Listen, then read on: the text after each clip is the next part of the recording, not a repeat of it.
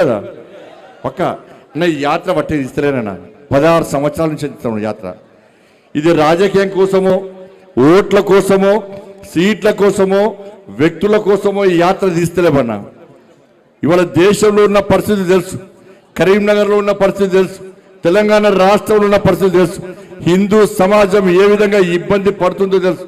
కులాల పేరుతోని, వర్గాల పేరుతోని, వర్ణాల పేరుతోని హిందూ సమాజాన్ని చీల్స్తూ ఇవాళ ఈ దేశంలో హిందువులే మైనార్టీలుగా మారడానికి ప్రమాదకర పరిస్థితులు ఉన్న తరుణంలో ఈ సమాజాన్ని జాగృతం చేయాలి, హిందూ సమాజాన్ని సంఘటితం చేయాలి, హిందూ సమాజం యొక్క సంఘటిత శక్తిని ఇవాళ దేశానికి చాటాలి. అదే కరీంనగర్ వేదికగా ఉండాలని చెప్పి 16 సంవత్సరాల నుంచి ఈ కరీంనగర్ గడ్డ మీద, ఈ కాశాపు గడ్డ మీద ఈ హిందూ ఏకయాత్ర తీస్తున్నామన్నా. టవర్ సర్కిల్ మీద కాశాపు జెండా రెప్పరెప్పలు ఆడించాలని సంకల్పం తీసుకున్నామన్నా. కరీంనగర్ హిందువులు మామూలు కాదన్నా, కరీంనగర్ హిందువులు సంఘటితమై ఇలా మేయర్ను, డిప్యూటీ మేయర్ను, మా అక్కలు, మా అన్నలు అందరూ కూర్చున్నారు.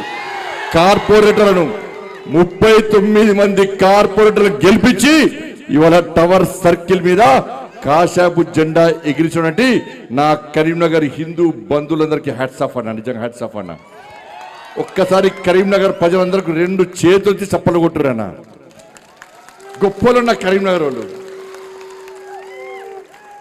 ఇలా ఈ విజయము ఈ హిందూ సమాజానికి అంకితం అనేది. ఇలా కరీంనగర్ దేశంలో రాష్ట్రంలో పరిస్థితి, దేవాలయాల మీద దాడులు, గోహత్యలు, లవ్ జిహాదీ పేరుతోని హిందువుల అమ్మాయిలను చేర్చించడం, దాంతో పాటు దేవాలయాల మీద దాడులు, ఇలా విగ్రహాలను విధ్వంసం చేసే పరిస్థితి ఈ తెలంగాణ రాష్ట్రంలో ఉంటే ఇవాళ స్పందించాల్సిన స్థాయిలో హిందూ సమాజం స్పందించకపోవడానికి కారణం హిందూ సమాజం లోపల ఇంకా చైతన్యం నింపాలి. ఒక హిందూగా ఈ హిందూ ధర్మం కోసం పనిచేసేటువంటి ఒక వ్యక్తిగా నా బాధ్యతను నెరవేర్చాలని చెప్పి ఒక సంకల్పం తీసుకొని ప్రతి సంవత్సరం హిందూ ఏకయాత్ర ఇస్తున్నామన్నా.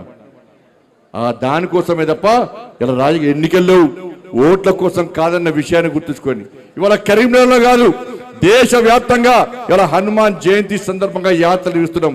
ఇవాళ చాలా మంది స్వాములు ఇలా చేతుల జెండా పట్టుకొని హనుమాన్ మాల ధరించి కింద కాళ్ళకు చెప్పులు లేకుండా ఎండలో ఎండుతూ ఇవాళ కాళ్ళకు ముళ్ళు గుచ్చినా, రాళ్ళు గుచ్చినా, కాళ్ళు కాలినా జై శ్రీరామ్ జై శ్రీరామ్ అంటూ మాలాధరణ ధరించినటువంటి స్వాములందరూ కూడా ఇలా కొండగట్టకు యాత్ర పోతున్నా.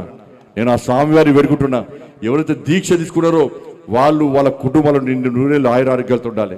ఏ సంకల్పం తీసుకొని ఏ కష్టాలున్నాయో ఏ ఇబ్బందులున్నాయో ఆ ఇబ్బందులను స్వామివారికి వేడుకొని వాళ్ళ మాలధరణ ధరించారో ఆ ఇబ్బందులను తొలగిపోవాలని చెప్పి ఆ స్వామివారి ఆశీర్వాదాలు వాళ్ళందరికీ ఉండాలని చెప్పి ఇలా వేడుకు. అదే స్ఫూర్తనా వాళ్ళ జై శ్రీరామ్ అనే నినాదం ఏదో పైసలు రాలుతాయా, కడుపు నింపుతుందా అని చెప్పి దానికోసం కాదన్న జై శ్రీరామ్. ఇలా గొంతు లోపటి నుంచి పుట్టుకొచ్చినటువంటి స్వరం జై శ్రీరామ్ నినాదం. ఇది కేవలం హిందువులకు మాత్రమే దక్కిన వరం జై శ్రీరామ్ నినాదం అన్న విషయాన్ని ఒక్కసారి గుర్తుంచుకోండి. ఆ జై శ్రీరామే ప్రతి హిందూ యువకుల లోపల ఆవేశం రగిలిస్తుంది, ఆలోచన కల్పిస్తుంది, ఉత్సాహాన్ని నింపుతుంది. ఈ దేశం కోసం, సనాతన ధర్మం కోసం, హిందూ సమాజం కోసం, హిందూ సమాజానికి ఆపదొస్తే, హిందూ ధర్మానికి కష్టాలు వస్తే, హిందూ సమాజాన్ని చీల్చే ప్రయత్నం చేస్తే ఈ జై శ్రీరామ్